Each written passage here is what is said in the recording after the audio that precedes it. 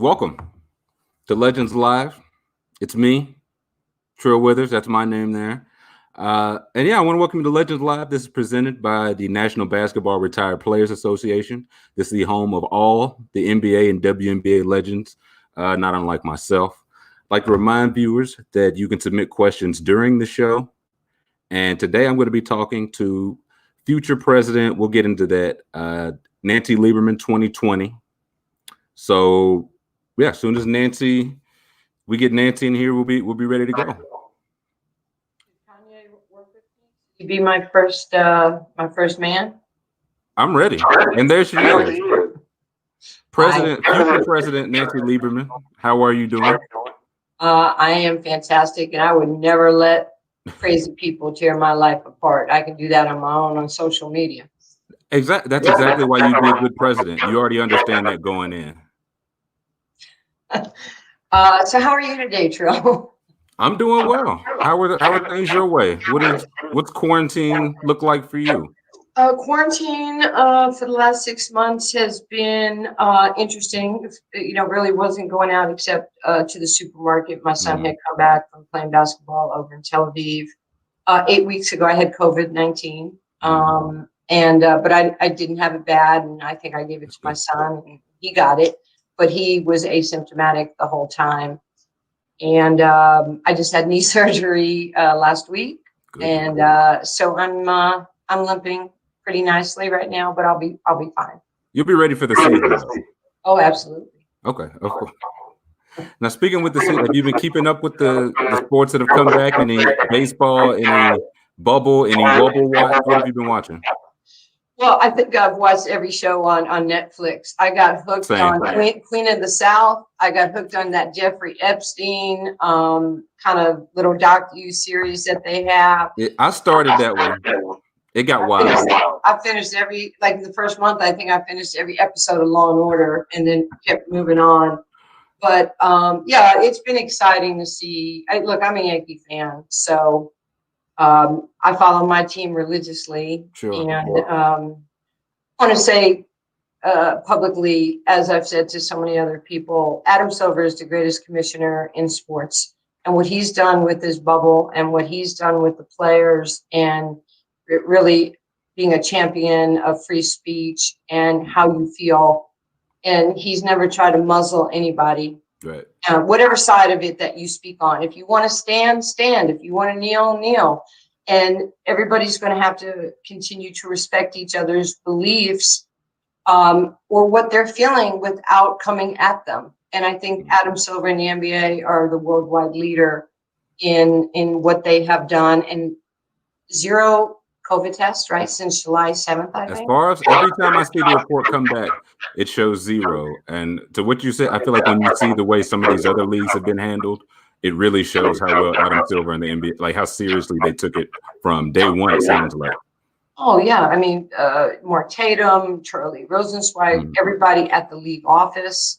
When I'm sure the commissioner, and I could be speaking out of school, but he trusts his people. He gives you the autonomy, to do what you think is the right thing in a collaborative way. And I'm just really proud of the NBA for what they've done. And the WNBA for that matter. I was going to say, I feel like it goes hand in hand. I feel like they've always both been encouraged to do so. What do you make of the way the players, like it's on Adam Silver, they give the players the power. What do you make of what the players have done with it in both the NBA and WNBA? I think they've handled themselves the right way. They get to say what they want. They get to express themselves, and they should be able to do that. And, we talk about having conversations both ways. There's probably things that the Black community doesn't understand about the white community. And there's a lot of things that the white community doesn't understand about the Black community. And, even like yesterday, like Ice Cube and I were talking for over an hour. And I said to him, back like in 2014, I remember calling my friend, Pat Riley. And I said, Pat, I really wish I get an opportunity to coach. I feel like I'm ready. I feel like I'm a lifer. And I'm just not asking for a favor to coach in the NBA. And Pat just said on the phone, he goes, Nancy Lieberman, I'm not a mind reader. Okay, you have to tell people what you want. I don't know if you're happy doing TV or happy doing whatever it is at, the G League or the WNBA. You have to tell people what you want. And that's one of the things, like even with Cube yesterday, it was like, Cube, I think it's really important that the Black community says, these are the 20 or 30 things that make me sad, or it's reparations, or it's prison reform, or it's police reform, or it's red line districts, or the financial institutions are not giving us a chance to get loans to put into our community to build our businesses. So what is it? Like, I don't want to assume. It would not be fair of me to go, oh yeah, I'm the blackest. This is what you need. Yeah, I'm the blackest white girl. I know exactly what they need. Right. No, you have to tell me what you need. And then, see, 13.5% of America is African American. And we have to work together. We don't want white supremacy, and we don't want Black supremacy. We want to be together. We're stronger together. And that's the beauty of sports, is that I don't think I've ever come down the court with a Latino, a Black guy, a Jewish person, or a Muslim, and I went, oh, no, I ain't throwing the ball to the Muslim. I'm going to. No, we don't think like that. Right. That's not how we operate. That's not in our If only everybody did. Yes, and that's where I think we can have tremendous effect. But I will say this. This is, we're being transparent and we're just being truthful. What happens is you see the riots and you see smashing windows, and people go, see, there they go again. Right. And then we want to have a conversation. Really? Now you want to have a conversation? And I think there's a way to do this. And if I may, and I've been on a lot of these calls, I think I've been telling you the last 8 weeks, like these congressional type calls on qualified immunity, no-knock warrants, chokeholds, 1033 proposal, second-level prison look-ins at a federal level.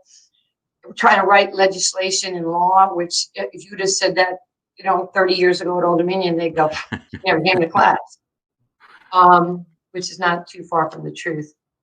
But I do think that whoever wins on November 3rd, and Cube and I were talking about this, the first thing I would do, I would say, we're marching. We're all marching together. We're going to Washington. We're arm in arm. I mean, all of us, of every religion or color or creed.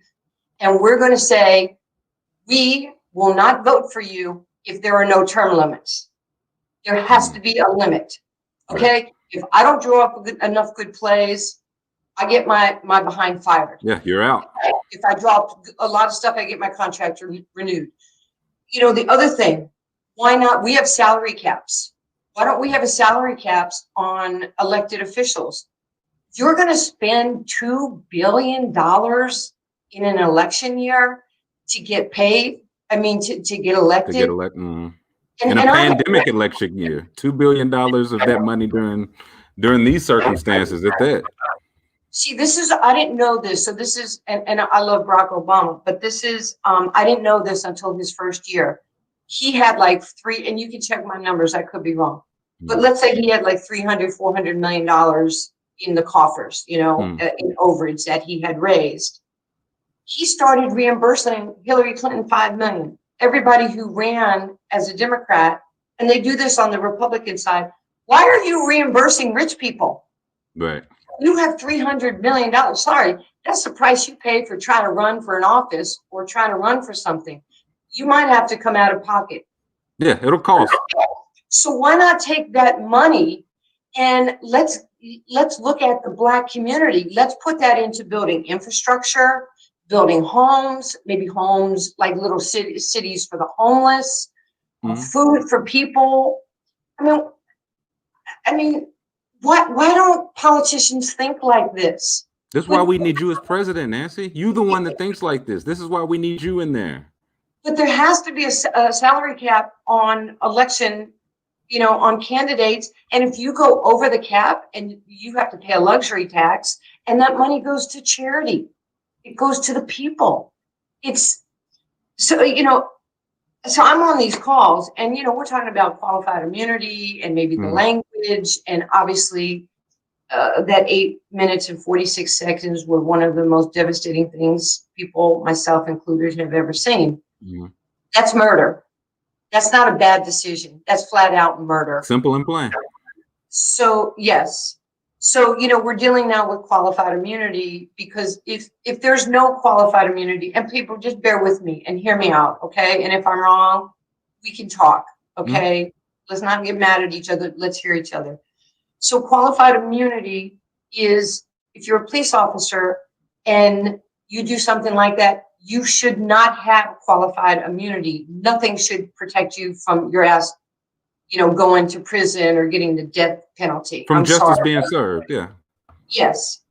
But when I was on these calls with all these elected officials, like 6 weeks ago, and, maybe I was being a little bit of a, whatever.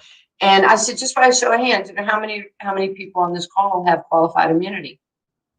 There's only 21 of us. Okay, well, good. I have a question. I only went to Old Dominion. I didn't go to Stanford. My question is this. You touch me, you fondle me, you abuse me, you take advantage of me, and I come after you. But that's so weird. You have qualified immunity. I bet you a lot of people in the streets don't know that you're protected from your mistakes. Right. And then if you lose and you have to settle with me, which a lot of these guys and women have to, you settle with me, and then I, the taxpayer, have the privilege of paying for your settlement with my tax dollars because you have qualified immunity. Are you kidding me? I mean, that's the game. Yeah, that's how rigged the game is, and on so many levels. We are being gamed, and that's my point. The Black community, we could change this if we change it. And when Stephen Jackson, kind of went and talked about the Jewish community. My family's Jewish, okay? I think Blacks and Jews should be in lockstep because of the atrocities. I don't want to see 6,700 African Americans hung on a noose. It's fundamentally just, it's disgusting. 6 million Jews were killed. My great-grandparents died alive in an oven and in a gas chamber because Hitler was trying to eradicate the Jewish race. I know there's people out there that want to eradicate the Black race. It's not going to happen. We're too strong. And we should be in lockstep. And really, after slavery, it was the Jewish community that rallied behind the Black community and helped them with business. And people, do your homework, please.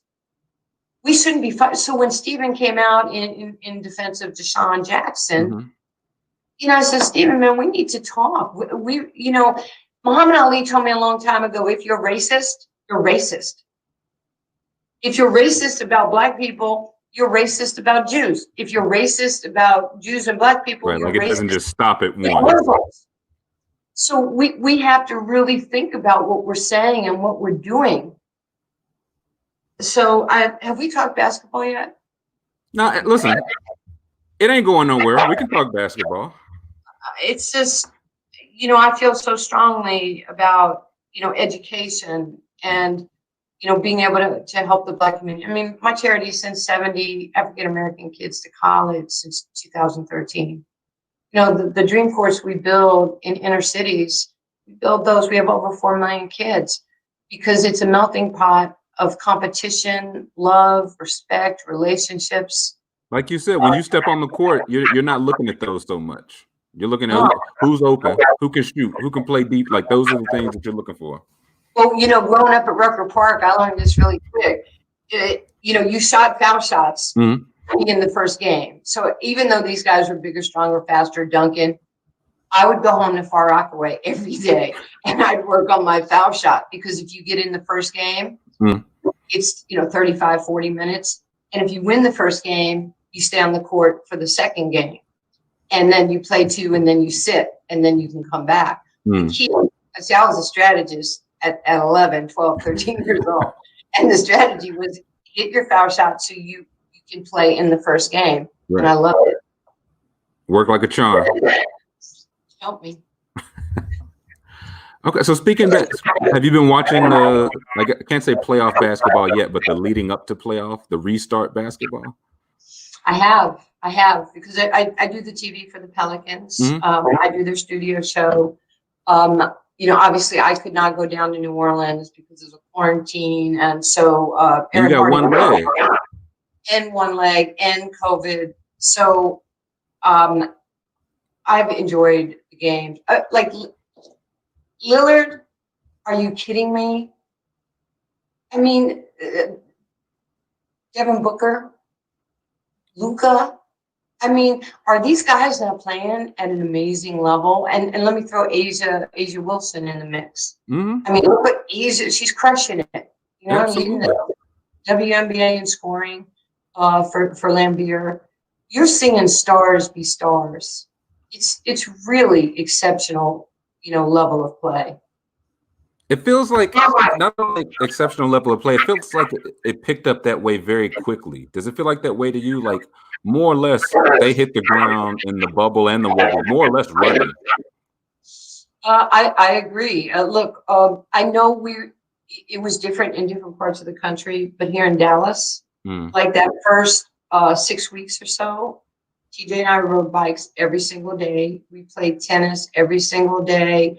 We built a little workout area in the backyard. I had a Peloton. So if I'm staying in shape, these guys and gals are staying in shape. Right. They look phenomenal. Basketball players are the greatest athletes in the world. And, I'm sure a lot of them were spoofing everybody like Giannis. Oh, no, I can't get shots up. Right. Yeah. Okay. And the Mavs. Yeah, I never bought that. Hey, I mean, is it not fun to watch the Mavs? I mean, they have the best offense in the world. They're averaging almost 117 points a game. It's beautiful. Space the floor, great shooters, great passers. Rick Carlisle is something else. So what do you see? Give me a series, a potential playoff series, since we're coming up on those. Give me a series in each conference that you're looking forward to watching. Like I think right now the Mavericks, they would have the Clippers. Yeah, I don't think they wanted. That's why they were fighting so hard not to have that. I would not want to play the Clippers either. Well, it just depends.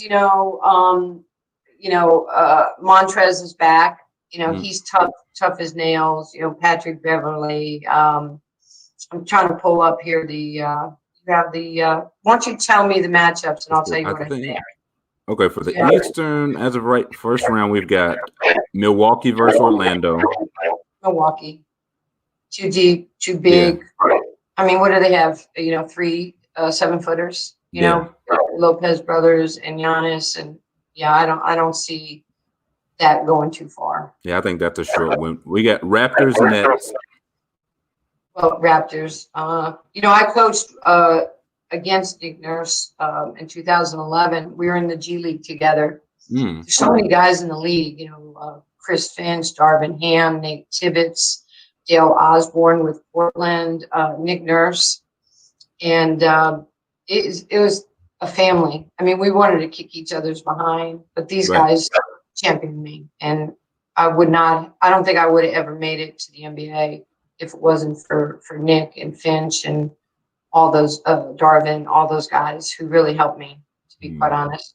And Nick is showing everybody. And Nick, okay, I remember talking to Nick one time, and he was in Dallas to see his son, and he's like, "Man, I'm gonna never get to the league." He goes, all the guys, Brian Yates. Brian Yates is in the league, and Chris got to the league, and Darvin got to the league, and he's like, "I'm gonna, what is it?"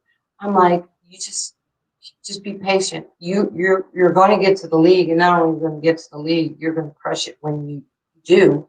Because he won those championships. He's won championships in every league he's ever. It feels like everywhere he goes, right? That's just kind of his thing. Europe, CBAs. He was. Matter of fact, it's really kind of cool. But he was Chris Fitch's assistant coach, I think, on the Olympic team for England as well. Yeah, and they're running brothers right there. So there's some really good coaches. So I got a little sidetracked on Nick, and what he did for Adrian Griffin yesterday was pretty powerful, right? Yeah. Letting him coach the game.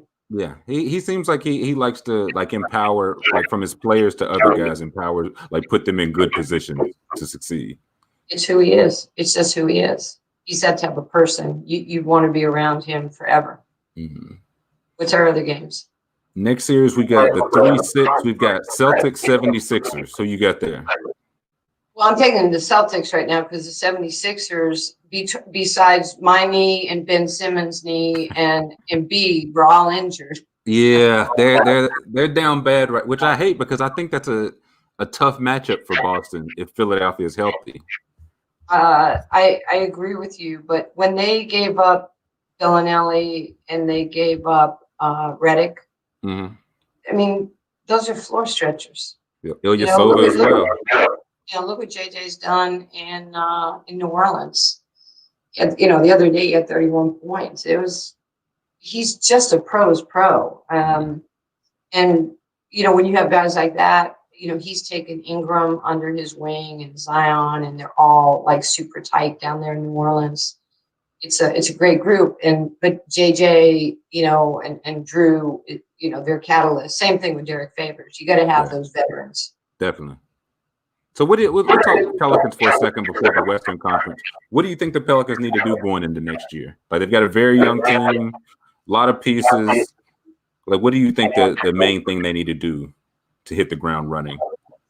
Well, it would be nice to have the team come to training camp and be healthy and have Zion, there. I mean, I think the worst thing for them right now and for him as far as trying to get Rookie of the Year was the fact that, he had to go back because he had a family emergency.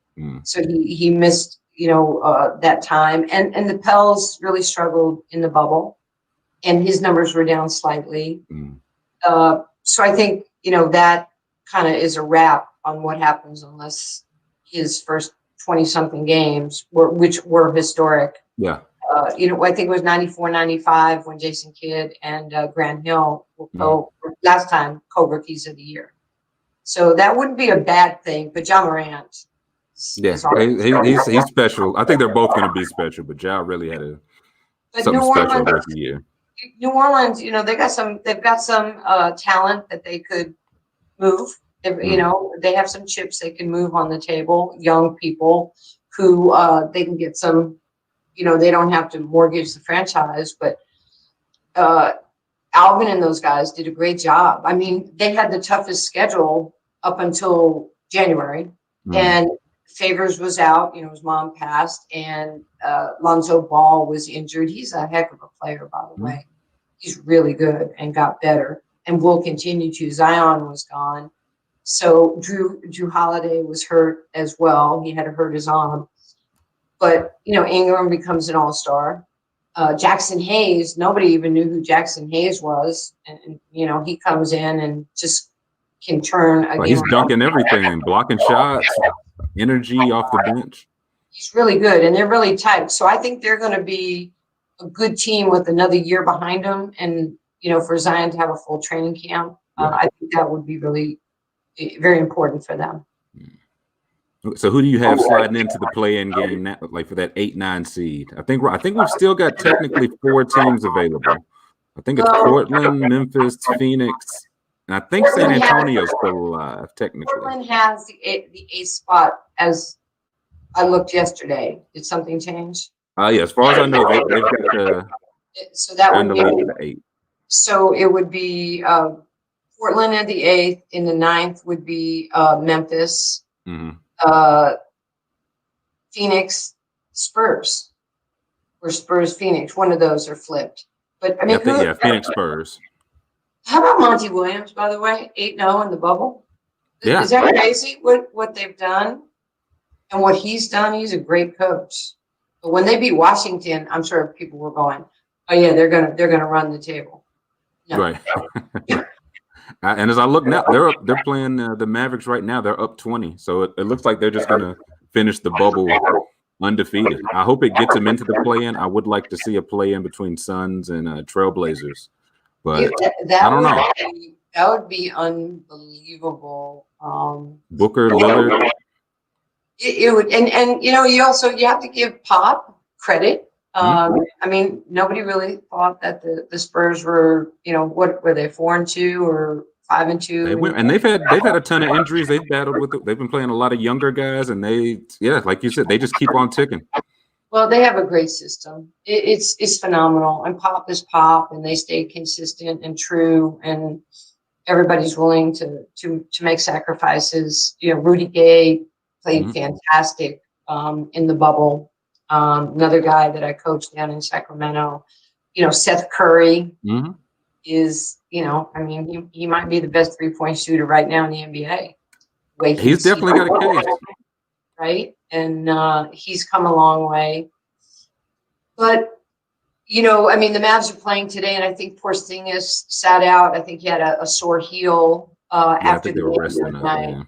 So I think they're resting up some guys. But Luka's pretty cool, huh? Luka's not afraid of nobody. He's okay.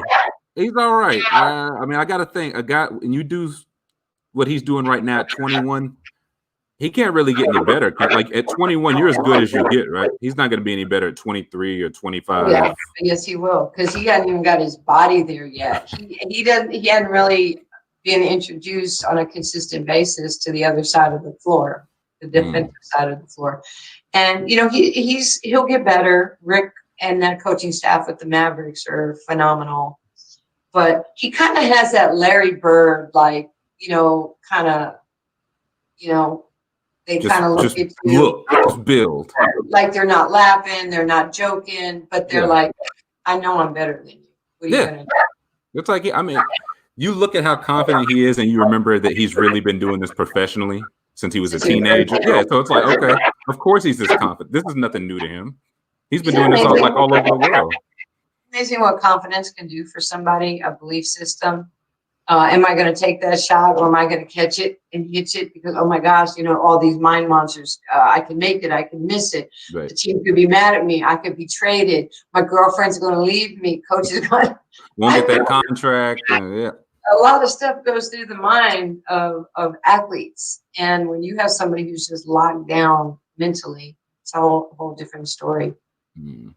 Oh, and have we mentioned LeBron? Oh, yeah. We can talk LeBron. We've got a question here. We'll get back to LeBron. Tony B wants to know, when is Nancy taking the NBA coaching job?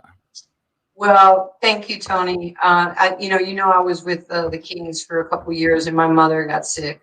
And, you get that phone call in the locker room in Denver, and it's like, you need to come home now. And she was in Florida. Sacked to Florida is tough. And to Vlade Divac and my owner, Vivek Ramadev, I'm very grateful because, you get to that choice, I don't want to even say fame or, money or a prestigious job. And I knew it was just me and Becky at the time. And I felt a responsibility. But, we say in many cases, faith and family and then work.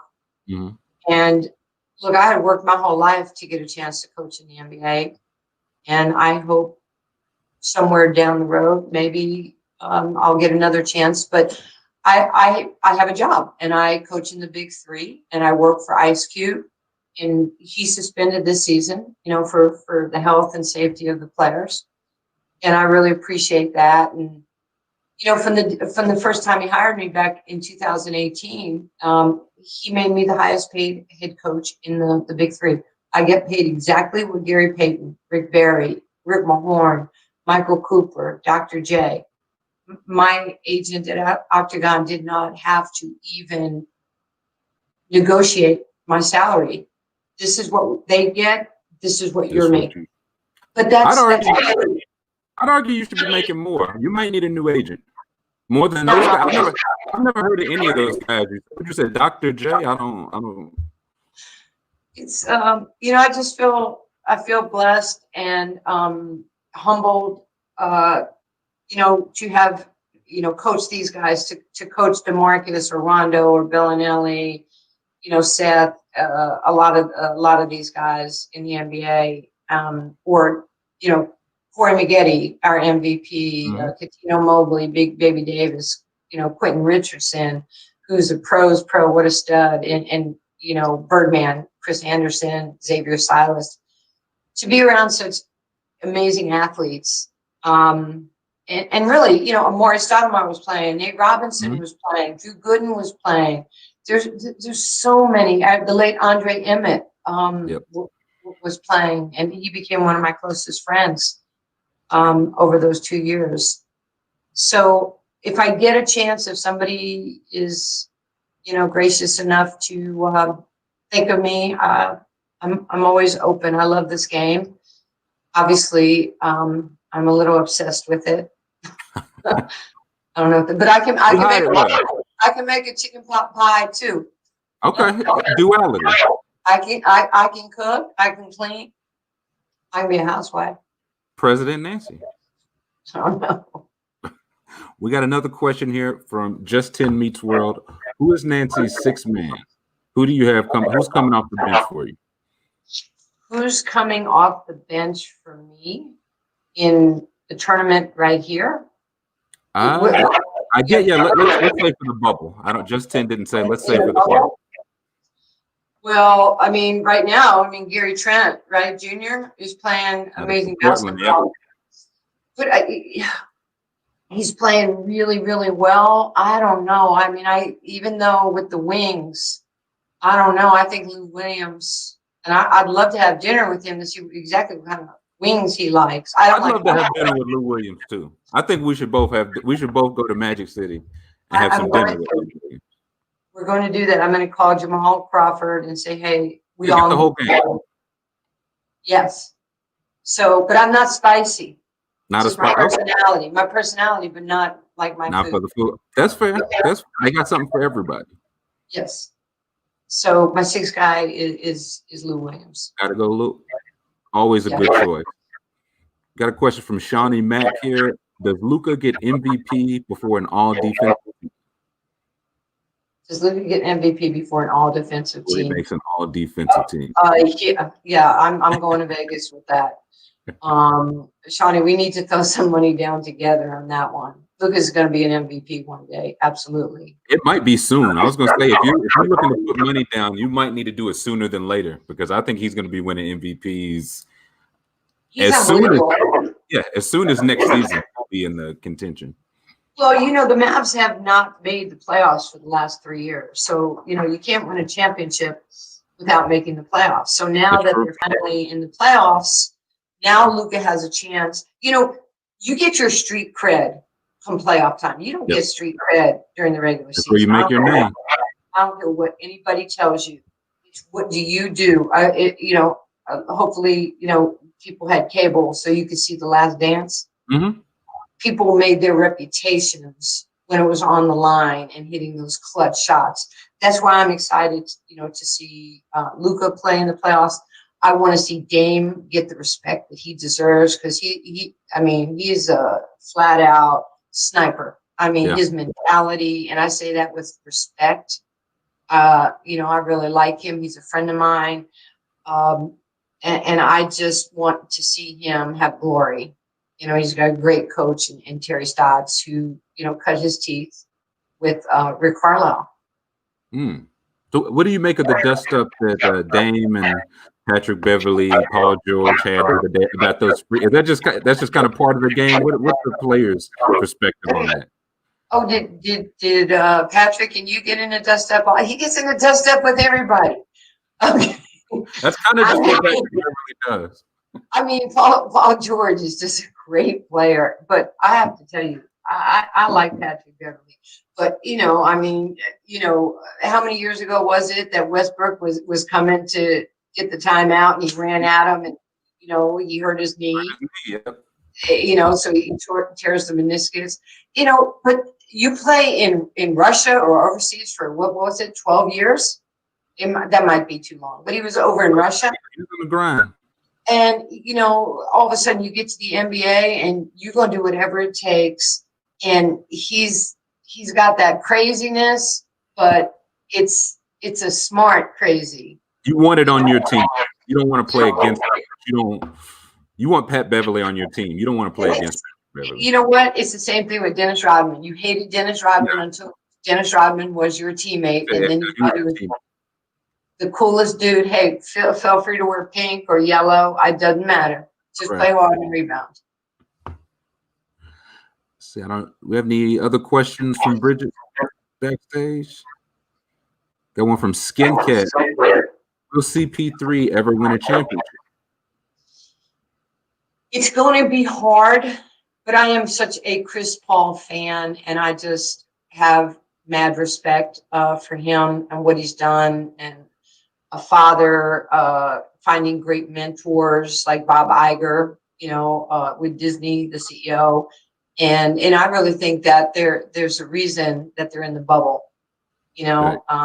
because of his relationship. I could be wrong.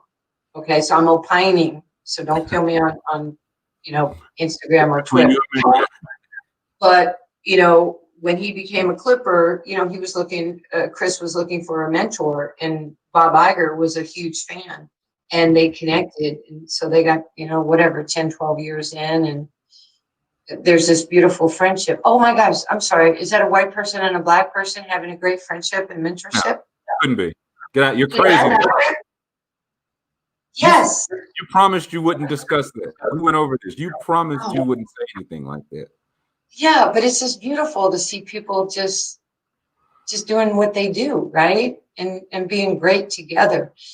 And I think it's going to be a little late for Chris to win a championship, but I'm glad he's in the playoffs. All those years he never got to the playoffs, like Kevin Garnett.